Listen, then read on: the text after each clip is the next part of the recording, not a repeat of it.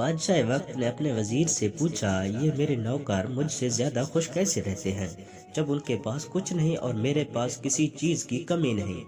وزیر نے کہا، بادشاہ سلامت، آپ کسی خادم پر قانون نمبر 99 کا استعمال کر کے دیکھیے۔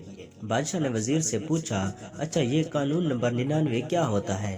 اس نے کہا، بادشاہ سلامت، ایک سراہی میں 99 درہم ڈال کر سراہی پر لکھیے، اس میں تمہارے لیے 100 درہم ہدیہ ہے۔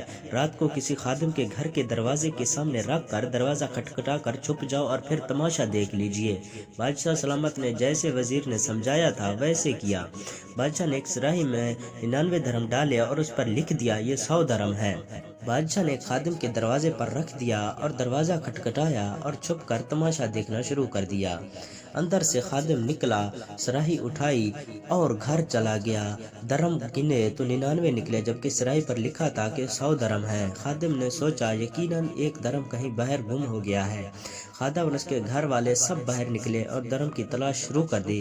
ان کی ساری رات اسی تلاش میں گزر گئی۔ خادم کا غصہ دیکھنے کے قابل تھا۔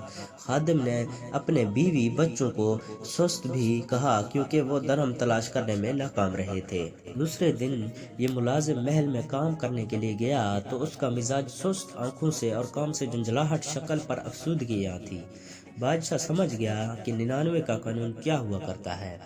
لوگ ان 99 نعمتوں کو بھول جاتے ہیں جو اللہ تبارک و تعالیٰ نے انہیں عطا فرمائی ہوتی ہیں، اور ساری زندگی اس ایک نعمت کے حصول میں سرگرداں رہا کر گزار دیتے ہیں جو انہیں نہیں ملی ہوتی، اور یہ والی نعمت بھی اللہ کی کسی حکمت کی وجہ سے رکی ہوئی ہوتی ہے جسے عطا کر دینا اللہ کے لیے بڑا کام نہیں ہوا کرتا۔ میرے عزیز لوگ اپنی ایک نعمت کے لیے سرگرداں رہ کر اپنے پاس موجود 99 نعمتوں کے لذتوں سے محروم ہوتے ہیں۔ اپنی 99 نعمتوں پر اللہ تبارک و تعالیٰ کا احسان مانیے اور ان سے مستفید ہو کر شکر ادا کیجیے۔ اللہ ہم سب کو سمجھنے اور نیک اعمال کرنے کی توفیق عطا فرمائے، آمین یا رب العالمین۔